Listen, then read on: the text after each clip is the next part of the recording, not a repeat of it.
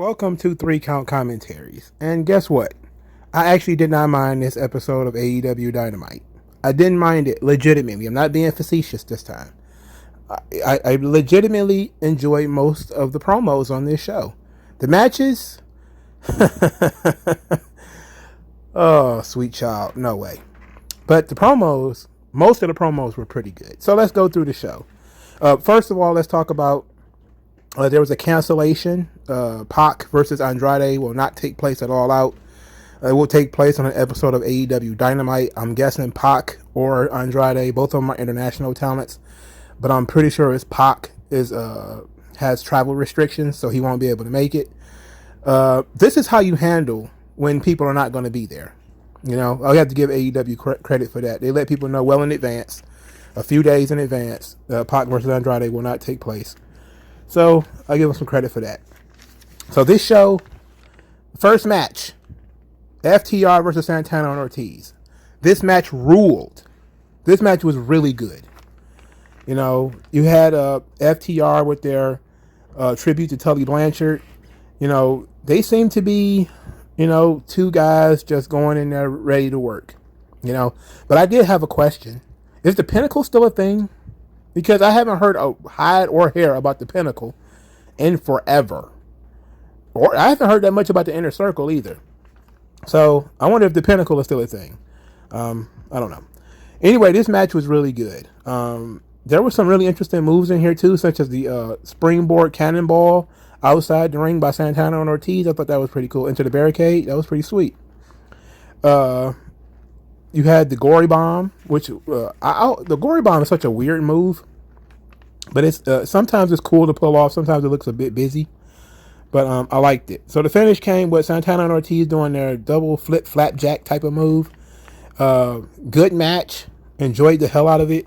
Didn't have any problem with it at all. You know, I would have to lie to find something I didn't like about this match. And I thought this show was going to peak right here, and as far as matches are concerned, it did. So the next segment was 2.0. They were cutting a promo basically saying that, you know, Darby Allin is looking past Danny Garcia, and that, you know, they're going to end the biggest match in AEW history, and that Garcia is going to twist and break Darby's body. This leads us to CM Punk, who comes out to cut a promo, and he talks about, you know, he's going to enjoy all this love while it lasts, and that this Sunday it could all end for him, and that he's nervous, he's scared, and because he ain't wrestled in 7 years, but he's going to make a promise.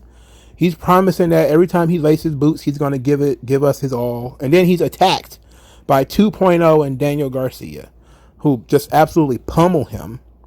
This leads to Darby Allin and Sting coming down there to make the save. The good guys fight the bad guys off. Punk hits a GTS on one of the guys, the skinny guy from 2.0. Scorpion Death drop on the other guy, and a coffin drop on the other guy. Then Punk and Darby Allin, they get eye to eye. You know, they kind of stare at each other, and you know, they get forehead to forehead, as close as forehead to forehead as you can get with a 12-year-old. Then Sting gets on the microphone, said that it's been a pleasure sharing the ring with CM Punk. He always wanted to, that he respects him, but they never crossed paths before.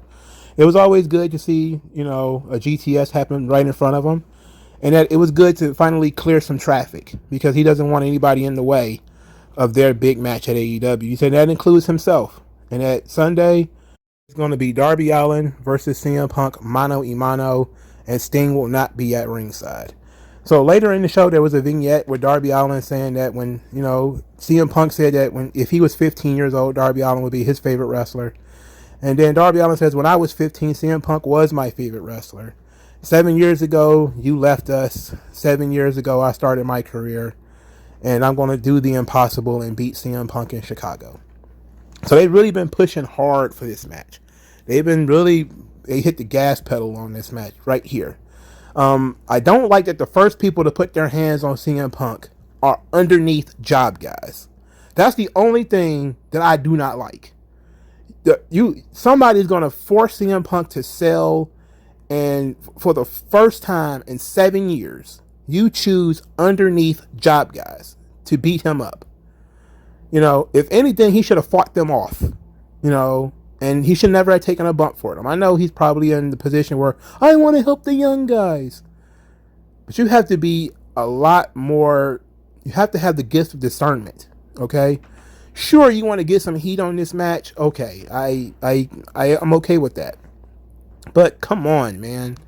You got these guys who are not in any way a threat to even Darby Allin and Sting. These guys just got beat up by Sting. And now they're beating up CM Punk. And I get that, they're trying to ruin the biggest match in AEW history. Okay. I like that. But can we get some people who are, higher up on the food chain to do something like that? Somebody who feels looked over, let's say. Let's say there's somebody who's on the cusp. And they're like, why is Darby Allin getting this huge match and not me? I should get this big match. Why is it, Darby Allin? And then he's going to go in there and force the issue by confronting CM Punk and, knocking him on his ass. And that could be like a big, ooh, somebody like, ooh, this guy just went in there and dropped CM Punk in Chicago. That could have been a big deal. Instead, they give it to these underneath guys. These guys aren't going anywhere. At best, they become like the number 4 tag team in the tag team rankings or something like that. Maybe they get number 1 once or twice. These aren't the guys you should want CM Punk, fighting during. I appreciate that they tried, though.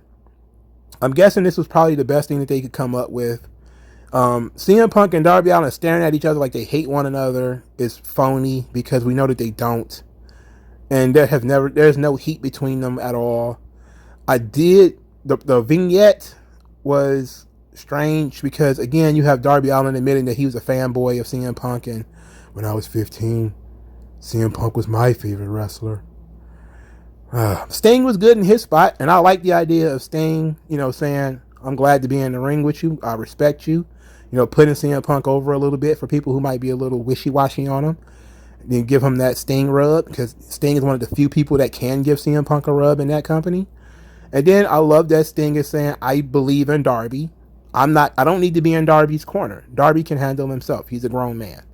Now, I don't like that Sting voluntarily backed away. I think Darby should have said, Sting, I would appreciate it if you just let me handle it by myself this time. And Sting would have been like, bet. And then they fist bumped right then and there, and that was it. Let Darby call the shots. Sting basically saying, I'm a back away is a good thing. But I don't like the idea of Sting speaking for Darby. I want it to be Darby's idea. I want Darby to say, I'm ready for this. I want this. And I don't want any excuses. And I don't want you I don't need you out there for this one. I need you to watch my back when people are trying to jump me. But in this situation, this is mano a mano. This is the highlight of my career. I need to do this myself. That would have been so much. That would have been better. Bigger, but this was fine. CM Punk saying that he don't know if he still got it. That's a good line. I like that. I like that he's admitted to being nervous, admitted to being a little scared. Because it seems very natural that you would be. You haven't been in the ring in a long time, so I get it. I respect it. This was not bad. This was good. Only problem I had is, you got underneath heels beating up your top guy. That's stupid. They showed a Christian Omega vignette. Then we got an MJF promo. MJF talked about 4 decades of Chris Jericho consistently evolving, and now he's in peril. And says, by the time my career is done, I'll be taking your place. And that, he compared Chris Jericho to Muhammad Ali, and how Muhammad Ali turned his body into jelly and all that kind of stuff by coming back one too many times. And, this time is one time too many, Chris. So the spotlight that you have been chasing is, going to be your downfall. And Sunday is when your career ends. This was a really passionate promo from MJF. It was really good. The Muhammad Ali thing, I think, was a little too heavy. Because it's like, sure, but a lot of the guys who beat Muhammad Ali in his later years weren't exactly, I think Leon Spinks was the heavyweight champion, but he wasn't champion long, was he? He wasn't champion that long. They didn't become like superstars because they beat Muhammad Ali, because everybody knew they beat an aged Muhammad Ali. You know, it wasn't like they beat Muhammad Ali in his prime. But I got the message overall. It was delivered very well. MJF cuts a hell of a promo. The boy is very good on the promos. Jericho then bounced back with a promo which I thought was equally good. He did the Chicago is Jericho gimmick. Some starters. Well, I'll talk about it afterwards. So he started his main event journey 22 years ago in Chicago when JR had recruited him. He called MJF a piece of shit, which of course he has to cuss all the time. They talked about the similarities between the two of them and said that the only thing that MJF has over Jericho is that he has 3 victories. He's also got like 25 years of youth. But I digress.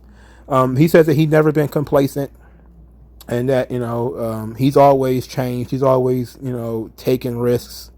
That's why he did this. That's why he put his career on the line, because he takes risks. And if he hadn't taken a risk, there wouldn't be an AEW. And that he wouldn't be able to, and he said, hey, I could have, tapped out and let that be the last match. And I could continue to have gone on, won more championships, won more matches, but I couldn't look at myself in the mirror and know that I couldn't beat MJF. And that he doesn't want this journey to end. And he's going to hold on to it. And therefore, MJF is going to have to be the very best he's ever been. And he's going to, he doesn't have the balls to end the career of Chris Jericho. I loved all of that.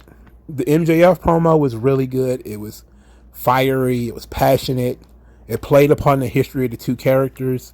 It played on the similarities of the characters. It also hit the same note that has been MJF's thing for a long time, is that his jealousy of Chris Jericho's career, his, what's the word I'm looking for? Covetousness of Jericho's spot, that he wants Jericho's spot. He wants it, not just the top spot, he wants Jericho's spot.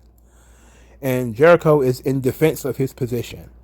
But I'm in this situation where we got another one of those Jericho putting over AEW. If I was complacent, there would ever been an AEW, I wouldn't be here right now. And I was kind of like, I'm kind of sick of the AEW origin story, being brought up every other week and used to pop the crowd. But here it made sense, because it continues the story that Jericho is he's always taken risks with his career. So this is not anything new. This is not anything different. He's trying to prove to himself that he still got it. And if he doesn't have it anymore, he's willing to go and sit with the headphones on and be a commentator for the rest of his career. And I really thought it hit home what Jericho was trying to hit home. I think he really did a good job. I think both of these guys did a good job, and I'm not interested in their match because I've seen it 3 times already, well, at least once already recently. But I think this might end up being probably the better match that they're going to have, depending on where they put it on the card. If it's like the first or the second match, they should be okay. If they have to follow the goddamn Lucha Brothers and the Young Bucks, they're dead. Okay, they're dead. Like if the cage match goes first or something like that, MJF and Jericho is finished. If MJF and Jericho go first, they might be all right. But so I enjoyed the Chris Jericho promo and the MJF promo. Those were pretty good, man. So far, nothing but good things to say about Dynamite, with the exception of 2.0 putting their hands on CM Punk. Didn't like that. Then we got the shit. God. Orange Cassidy versus Jack Evans. A match that was so awesome it ended during picture-in-picture. But via small package at that. So we got the glory of watching these two assholes do really terrible waist locks. And going around each other with waist locks like 4 or 5 times. And then we missed the big Jack Evans doing flying whoop-de-doo. That was done picture-in-picture. We didn't get to see it. And then the finish was picture-in-picture. Look, man, the less said about this shit, the better. Okay? But Matt Hardy attacked Orange Cassidy before the match. He also attacked him afterwards. Then you had Best Friends come out there, Willie Yuta and Chuck Taylor. Then HFO jumped them from behind, and Jurassic Express came out there to help. So, Jurassic Express, they're really helpful guys. They're really, really helpful guys. This was awful. Okay, the Orange Cassidy stuff has been absolutely awful. Absolutely awful. Awful, awful, awful. This was a loaded show, though. Like, this was a loaded show. Jericho talked, Punk talked, MJF talked, Eddie Kingston cuts a promo. I enjoyed the Eddie Kingston promos. Let's get right into that. So Eddie Kingston talks about, Miro's neck being his kryptonite, and that, he's gonna beat him, DDT him, break his neck or whatever, win his title, and without his title, he's not God's favorite anymore. Then he says he's gonna take my hand. We're gonna walk through hell together, and maybe, And I was like, okay, all right. And then Miro tops it by being absolutely silly, by saying that the Redeemer only lays down for his wife in hotel rooms after victories. I love that. That was so good. That was good. I like that. Miro is great. I like Miro. I like Eddie Kingston. I would have liked for Miro to take it a little bit more seriously, but I like it was a nice little rebuttal. The issue would have been, of course, how did Miro know that Eddie Kingston was going to say that? But whatever. I'm excited for this match too. I'm not really a huge fan of Eddie Kingston's in-ring work. I'm a fan of his character work, but not necessarily his in-ring work. But I look forward to this match because Eddie Kingston's an old school tough guy, and I have an affinity for old school tough guys from time to time. And Kingston is one of those guys that really, he's right. He fits, and I like him. And I like this version of Miro. I like this, the Redeemer. This is a fun character. He's having fun with it. He's being very witty, but he's also delivering in the ring. So I'm okay with this. Then we back to mediocrity. Powerhouse Hobbs versus Brian Cage. Brian Cage loses because Ricky Starks hit him in the head with the FTW title. Then Powerhouse Hobbs hits him with a power slam like move and pins him. It was solid, I guess. Nothing special. Hobbs has improved. I will say that. Brian Cage was less shit in this match than usual, which I have to say is, not bad. But considering he's been in the business, 15 years or something like that, he should be even better than this. Well, I don't know if it's been 15 years. Maybe it's about 10. But this match wasn't offensive. I wasn't offended by it. I just didn't care about it. And they did a decent job of getting people into it. I just wish Ricky Starks would be featured on this show. Like, what if Ricky Starks was the guy that dropped CM Punk? What if Ricky Starks had come out there and said, AEW is favoring Darby too much. Got a guy like me getting looked over, and then he just pops CM Punk and drops him. And then Team Taz could have jumped CM Punk. Like, that would have been sweet, I get trying to keep Ricky Starks strong, but I would have had him be the guy that, a guy waiting to take it to the next level, instead of, I don't know. I'm stuck on that. They showed an MJF Jericho vignette, but we already went over that. Malachi Black cut a pretty good promo. He said he backed away from Lee Johnson, not because he was scared of him, but because he dictates the terms of when they fight. And that he gave Lee Johnson 7 days to apologize and to atone for what he's done. But now he's going to put coins on Big Shotty's eyes so that when he goes to Hades, he could pay the boatman's toll. I'm like, all right. He's very creepy. I still enjoy it. I think this character would have been much heavier in WWE because I think they would have forced it to be. So I'm not sure if that's better or worse. Like, his promos in WWE were a lot more cryptic than they are now. They're a lot more descriptive now. And this seems to work better. A stripped down version of the character seems to work a lot better than, and sometimes that's usually the case. Like, even Undertaker, I never really liked all the super embellishments on the Undertaker's character. Like when he was the Minister of Darkness, I really was not. I think that was my least favorite Undertaker, because it was a little too much, because he had like the priests and he had slaves, and I was just like, wait a minute, And he was fat and out of shape at that time too, so I was not a fan of that. But Malachi Black he's doing pretty good. Then we get to some more shit. QT Marshall. Fuck. My God. Big Show. I'm just gonna get through this as quickly as possible. Billy Gunn turned on Big Show by hitting him in the back with a chair. Hitting him in the hip with a chair. Reasons unknown. We didn't see, like, it would have been nice if QT Marshall could have gave him an envelope as he walked by or something like that to let us know that Billy Gunn and the Gun Club was paid off. Now the Gun Club are heels. They were members of I guess, what was that group? The Nightmare Family. They were Nightmare Family members. Now they're Factory members, I guess, or they're just like mercenaries. Who knows? Ultimately, none of these people matter because they're barely on TV as it is. They're AEW Dark originals, I guess you could say. This would be like Arya Davari doing something on SmackDown or something like that right before he got fired. Like, okay, he's from the 205 Live Guild. What the fuck is he even doing angles on Raw for? Or SmackDown, whichever one I see it. This led to the Factory going back in the ring and beating up Paul White. Of course, Paul White beat them up first. You know, he beat up the whole Factory by himself. That really puts them over as a threat. So they beat him up.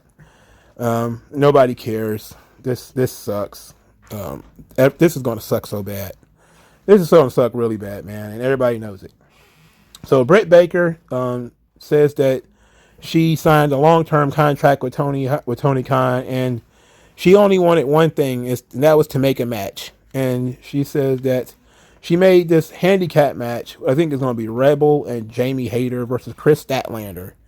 It's going to be for AEW Rampage. And that's stupid. That's so stupid. I want to have one match made in my contract, and I'm going to make that one match. A handicap match. What? Come on. You people are terrible negotiators. Get a better agent. So, Britt Baker will be with Jamie Hayter and Reba when they fight Chris Statlander on Friday. Malachi Black will also wrestle Lee Johnson on Friday. Then we got Tate Conti versus Penelope Ford in a match I could not have cared less about.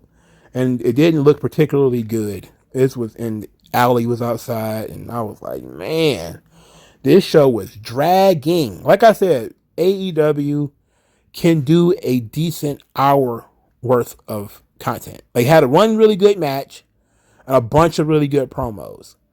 But the other matches on this show, my God. And then some of the segments too, like, my Lord, bro, this was shit. And then it got even worse. Believe it or not. You got Jade Cargill in the back with Nyla Rose, and they jumped Thunder Rosa for no reason. They just beat her up for no reason. And then they were going to fight each other. This is their way of selling this battle royal that's now going to take place of Andrade and Pac on the TV show, on the pay-per-view rather. Then the main event was, of course, all the flippy guys doing all the flips. Jurassic Express and the Lucha Brothers versus the Elite. The Elite win with the Indie Taker because of course they do. Of course the Elite win. No, don't give your opponents any momentum going into the show. Beat them before you go into the show. And then Omega, who now has dyed his hair jet black. At least he looks so weird. You know, he looks really weird that way.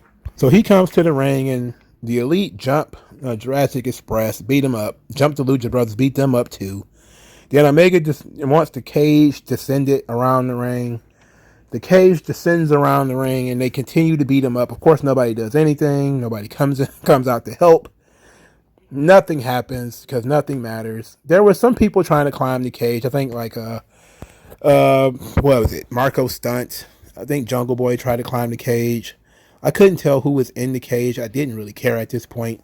At least they saved all the jumps and everything for the end of the show so that they could, blow their load at the end. That was at least they did that. At least they were kind enough to not put, the Lucha Brothers and the Young Bucks on first. At least they were kind enough not to do that. They saved it for the end, so the crowd still had energy in order to agree to, play into this match. But the beatdown went on too long. I don't think it was properly effective. And, I get that, they're trying to get as much heat as they can on Christian and Omega, which I think Christian was in that cage too. And the Lucha Brothers versus the Elite or the Young Bucks. But I just felt like it was too much. It just, sometimes it was just a little too much. But I didn't like that match anyway, because again, I don't like the flippy guys doing the flippy guy stuff. So it is what it is. But I think there was more on this show for me to like than usual, which, is a thumbs up for a go-home show. They did a really good job selling the matches that I wanted to see. They also tried to sell me on matches I don't want to see, and they did not do a good job selling those. They didn't do a good job selling QT Marshall and Big Show.